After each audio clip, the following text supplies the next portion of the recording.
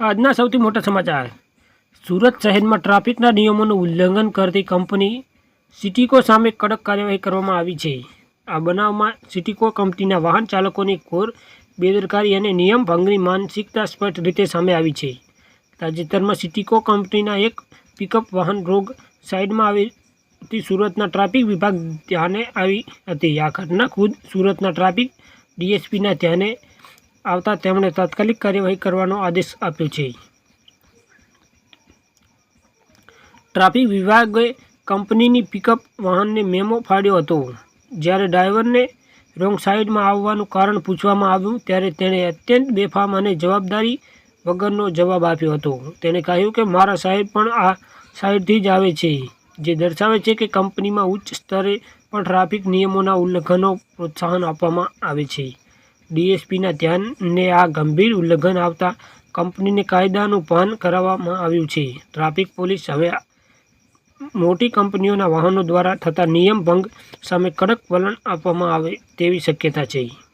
Number 2, Dabhoi પાસેથી કારમાં 4 લાખના દારૂ સાથે બુટલેગર ઝડપાયો। ડભોઈ પોલીસ દ્વારા સ્કોર્પિયો કારમાં લઈ જતા વિદેશી દારૂના જથ્થાને ડભોઈના થરવાસા બ્રિજ નજીકથી ઝડપી પાડ્યો।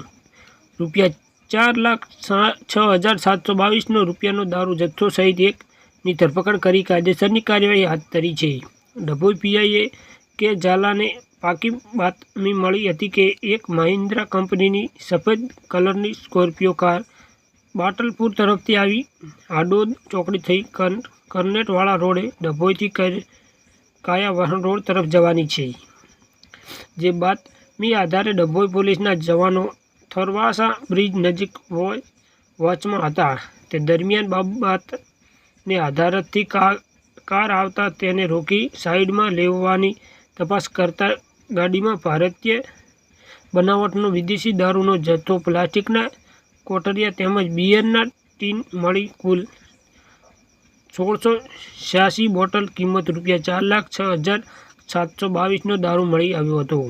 પોલીસે તેરસિંગ નાયકા ચૌહાણ રહેવાસી દરખડ લાકડિયા ફળિયો તાલુકો કાઠિયાવાડ જિલ્લો આરીલાજપુર ની ધરપકડ કરી કુલ મુદ્દામાલ ₹5,59,722નો કાર સહિતનો જપ્ત કરી કાયદેસરની કાર્યવાહી હાથ ધરી છે।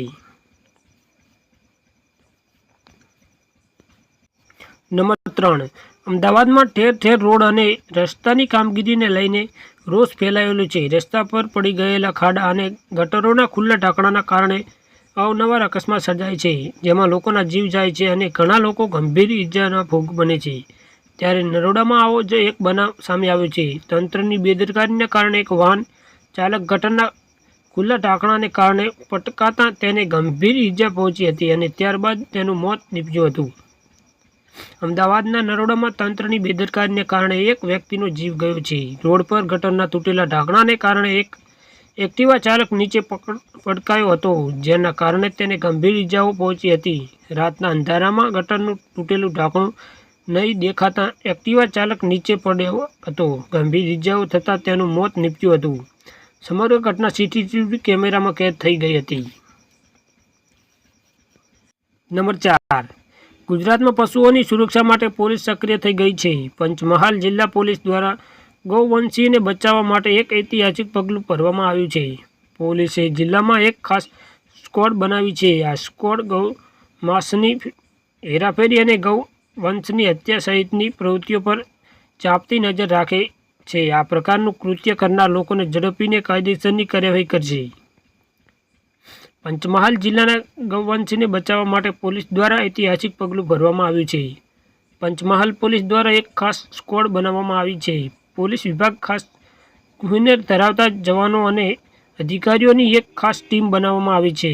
ગૌવંશી હત્યા, ચોરી અને ગૌ માંસની હેરાફેરી કરતા વાહન પર પોલીસ નજર રાખશે।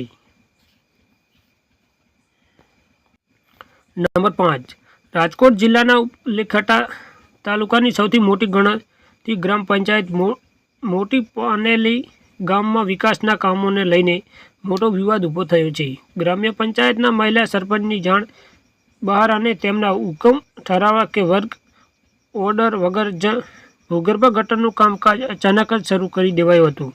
ગામમાં હાલમાં 60 લાખના ખર્ચે આરસીસી રોડની કામગીરી ચાલુ છે, જે અંતર્ગત રોડ ખોદકામનું કામ ચાલી રહ્યું છે.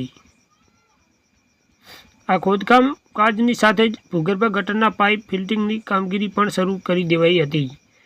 ગ્રામજનો તરફથી ફરિયાદ મળતા સરપંચે રૂબરૂ સ્થળ નિરીક્ષણ કર્યું હતું અને તાત્કાલિક આ બિન અધિકૃત કામગીરી અટકાવી દીધી હતી. આ બાબતે ગંભીરતાથી લઈને સરપંચ ઉપલેખટ લેટા તાલુકા પંચાયત કચેરી ખાતે તાલુકા વિકાસ અધિકારીને લેખિતમાં ફરિયાદ કરી છે.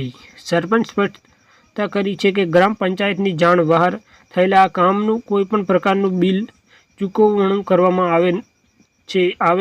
બીજા તરફ સરપંચે આક્ષેપ કર્યો છે કે કેટલાક લોકો સરપંચને અવળે માર્ગે ચડાવી રહ્યા છે અને તેઓ વિકાસના કાર્યોમાં વિઘ્ન સંતોષી બનીને અવરોધ ઊભો કરી રહ્યા છે. સરપંચ અને ઉપસરપંચની આ સામસામેના આક્ષેપોબાજીને કારણે ગામમાં ગરમાવો આવ્યો છે. સ્થાનિકોમાં એવી ચર્ચા છે કે જો આરસીસી રોડ બની જાય છે તો પહેલાં ભૂગર્ભ ગટરની પાઇપલાઇનનું ફિટિંગ નહીં થાય અને પાછળથી વર્ક ઓર્ડર પાસ થશે તો ફરી એકવાર નવો રોડ તોડીને ગટરનું કામ કરવું પડશે, જેના કારણે ગામ લોકોને ભવિષ્યમાં મોટી પરેશાનીનો સામનો કરવો પડશે.